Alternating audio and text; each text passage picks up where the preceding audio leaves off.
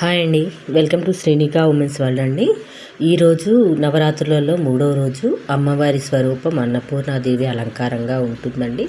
అమ్మవారికి నైవేద్యము బెల్లం గారెలు, అలాగే మనకి కొబ్బరి అన్నం అయితే పెట్టుకుంటామండి.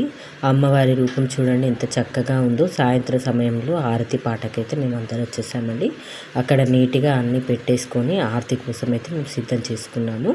మా పాప అయితే ఆరతి పాట పాడుతుందండి. ఎలా ఉందనేది మళ్ళీ మీరు కామెంట్ బాక్స్లో పెట్టండి, చూడండి.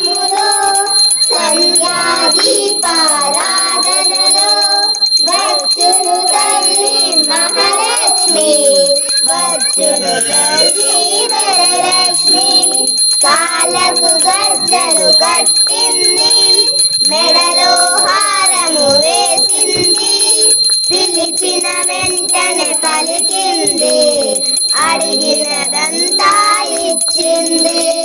సాయంకాల సమయములో సంధ్యాదీపారాధనలో వచ్చును తల్లి మహాలక్ష్మి, వచ్చును తల్లి వరలక్ష్మి.